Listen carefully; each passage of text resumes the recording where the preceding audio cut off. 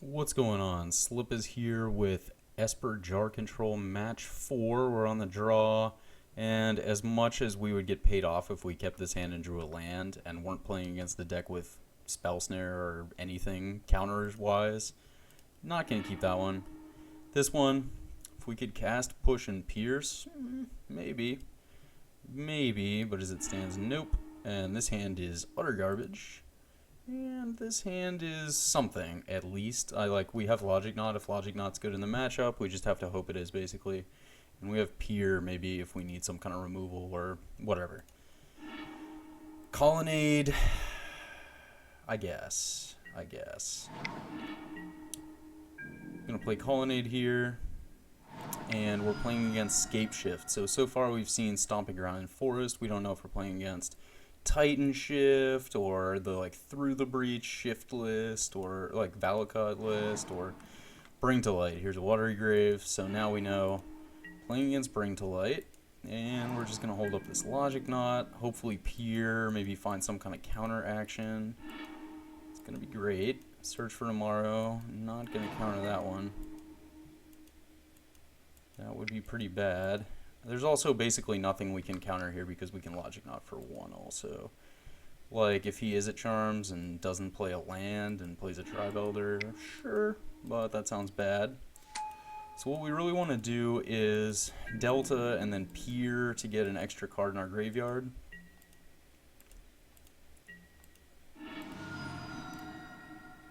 He sacks Tribe Elder. He's getting close. Moto lags for a moment.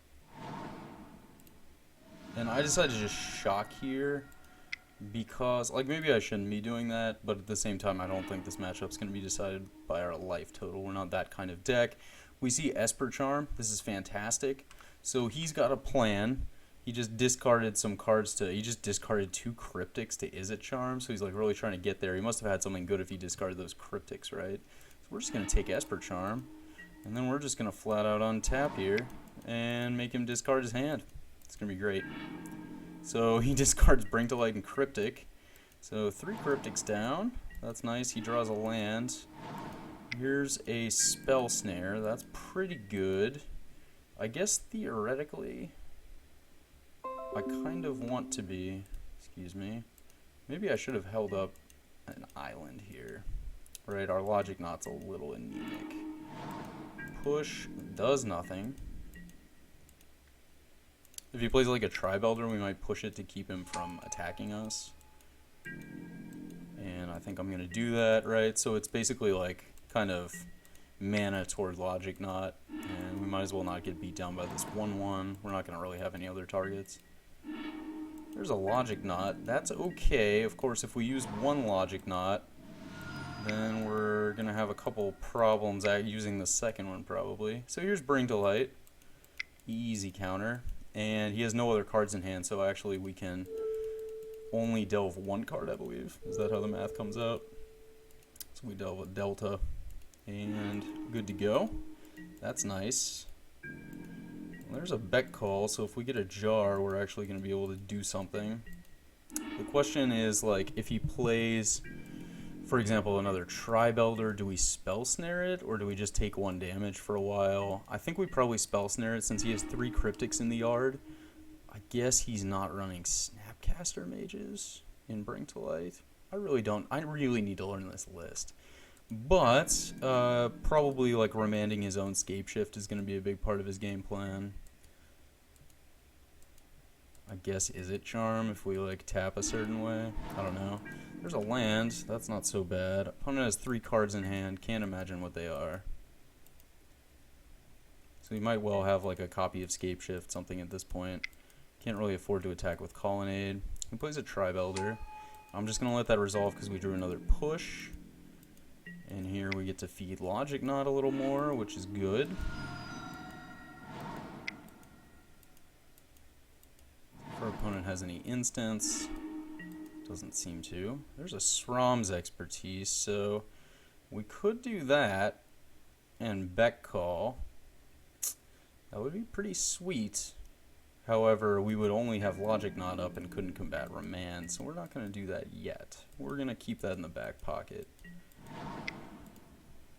Of course, if our opponent just gets to a turn where he can Scapeshift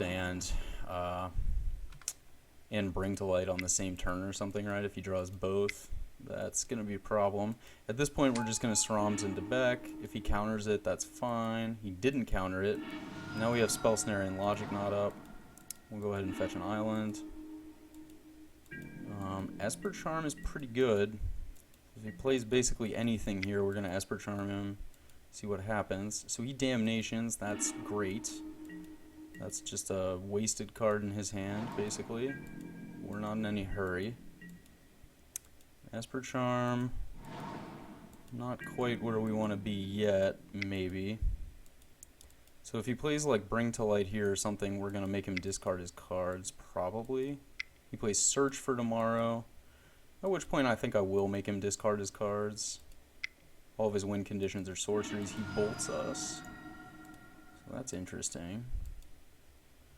And he gets rid of a forest. So he had nothing. Now, we can also do nothing again, or in light of this Valakut, which is about to be active, we can just tap out and give our opponent like one turn to top deck. I mean, we could have just attacked with Colonnade. Maybe this is slightly risky, but I think it's going to be okay. It is going to be okay. We're going to play Brain in a Jar for sure here. And we could even fire up Colonnade, but I decide we're not quite there yet. We're going to Esper Charm our opponent on draw step instead. This is basically going to lock out the game for us, so we just tick this up. Now we can fire up Colonnade because there's no way he can have a counter. Oh, I don't fire up Colonnade actually because it doesn't make a clock difference. So like if we, well, I guess no, it doesn't make a clock difference because we have Beck Call. So say he draws an Anger of the Gods here. If we attacked with Colonnade, he'd be at 4, and then just Colonnade would kill him. So if we didn't have the second Beck, I would definitely want to fire up Colonnade. But as it stands, there's no reason to. It doesn't change anything. And he does things, and I don't know why he played that land. I guess he can kill a bird? That doesn't work. That doesn't work the way he wants it to. He still takes a damage. So we're just Beck Call, and we win. So that's nice. So we won off a Multifor against Scapeshift, which is obviously it's just slow deck. But that's fine. That's fine. Match 2 for sideboarding here. There are some things we don't want. We don't want verdicts. I decided we didn't want quite so much removal. I left in, I guess, 1 push and 2 paths. Like, they can be a little useful. We don't want to get chipped out. Like, if we just leave a couple even shitty creatures on the board, we give our opponent the option to do nothing and just keep kind of like riding whatever board presence they've already accomplished, right? So that seems bad. That's generally something we want to avoid. I also took out Blessed Alliance because I don't really want to fight them on the life total business. I think we can just win this with raw counters. So we brought in a Dispel for like counter magic, and if you watched videos before, for Boil. And we brought in 2 negates. We also brought in all of our surgicals because that card's pretty good here. Pretty good. This hand is pretty good too. Fortunately, this deck is slow enough that they can't really like do anything against turn 2 Brain in a Jar. Like they can stop it, but by do anything I mean like punish us for tapping out on our turn 2. So he plays a Tribe Elder, which gives us free reign. And we're certainly going to tap out here. Srams is a fine draw. At least we can tick up our jar towards some kind of board presence while holding up negate. Maybe these peers can find us something. So he plays a Glenalendra. So that's actually like kind of an issue, although negate wouldn't have helped us. But we drew Logic Knot, so we should be fine if he tries to do things fairly soon. We can also tick up Jar and Peer at the end of this turn, which seems pretty good. This list I'm not worried about running Boil. The last one, I guess, was a heavily black list, but I mean, this guy, you'd have to be suicidal to run Boil in this version of Scapeshift, so that's good. We're taking 2, however. We want to move our board forward. Peer here. And we're going to take back, because that seems good. And what I like about that as well, I'm just going to shock. I don't think we're gonna lose to some kind of counter war here. Because we're going to make Glenalendra sack itself at the end of this turn by playing bet call. It's going to be great. I could have backed here. That seems a little worse though. So then we don't have negate and logic not up. Seems a lot worse. So we're gonna fuse this. He's gonna Glenalendra. It's perfect. We're gonna peer. And see, I should have peered first. Actually, I could have taken this. But as it stands, I don't really care about that. I'm just gonna take the Esper Charm, and we have a 1-mana Esper Charm next turn. So we're gonna just make him empty his hand right now. And if he has nothing, he has nothing. He has a 1/1, nothing to counter, so we get rid of a Swan Song and a Steam Vents.